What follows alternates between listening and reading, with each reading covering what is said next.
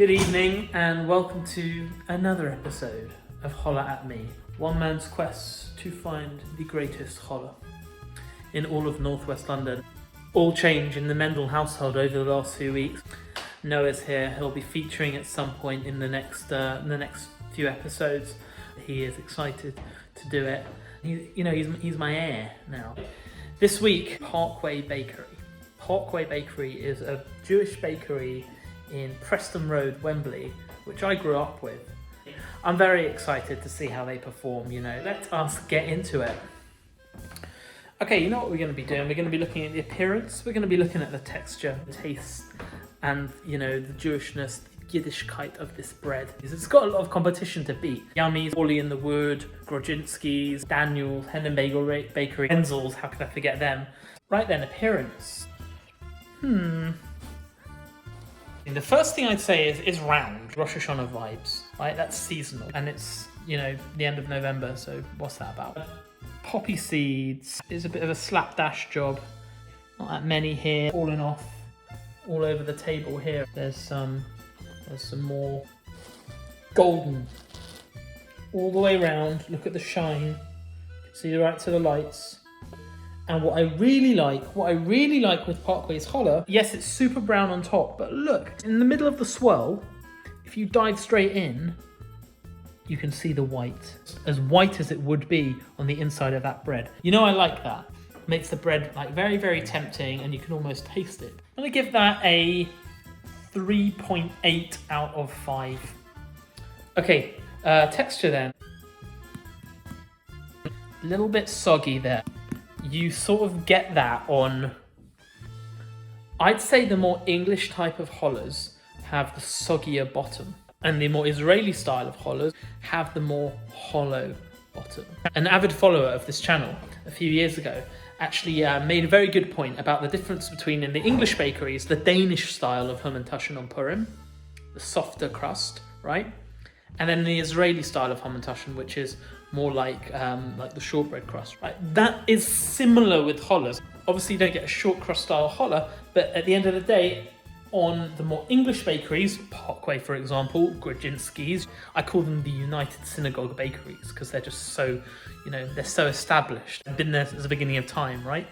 On those bakeries, it's a bit soggier on the bottom. On the Israeli ones, you can give it a proper good knock. Let's slice this open though. This knife. You know what happens next. Go straight down the middle.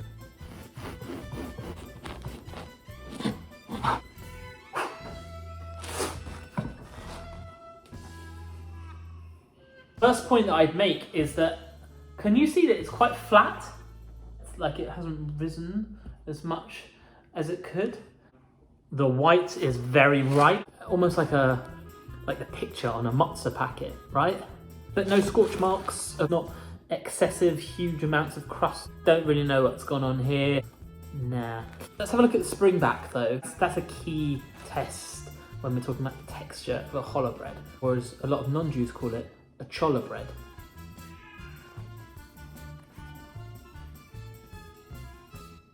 That's sprung back really nicely. Only a little bit here where I'd put my fingers in. On this side of the bread, you actually can't see at all, so that's sprung back really well. I'm going to give the texture overall a 4.5 out of 5. Alright then, so let's actually slice some of this and then we will give it a taste. A little bit of salt.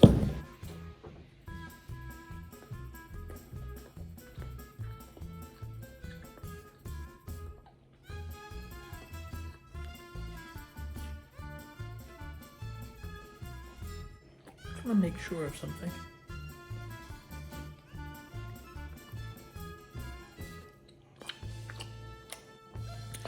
Right, so that was delicious. Let me walk you through. Extremely light. As soon as it went into my mouth, some of the bread already started to melt. Really, really, really light, and I think that was indicated a lot by the spring back. It just came back super fluffy really quickly. Slightly more chewy than I expected. It was a little bit difficult on the old jaw. Wouldn't worry too much about that. Something that really stood out, the flavour of the crust, because that is where we should be getting the egg from, right? In a chollah like this, which is super white, we should be getting from the glaze on the crust. That's exactly what I got. Not only did I get that, I got such a strong flavour of poppy seed. So we're talking about 3 things here. We're talking about the white of the bread, right? Not too eggy, a little bit sweet.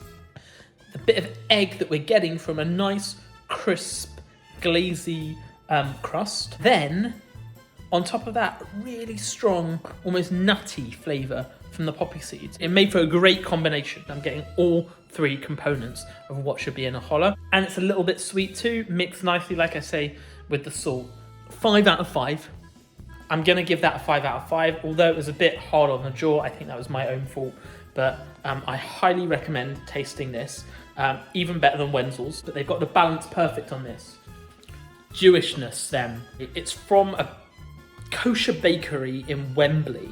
You get a lot of the old Wembley Jewish beers going there. Big tick for Jewish points. Also something else, pretty much the first question they ask in Parkway when you order a chollah is, would you like it sliced? That's old school. That's old school going to buy a chollah, right? Sometimes you might actually want it sliced because you're thinking about, hold on, what do I need this item for? I need it for Shabbat and I need it for my toast in the morning, right? Pre-sliced. It's a good thing. I like that. They've done their homework. They know what they're doing and they know different horses for different courses. So big Jewish points there.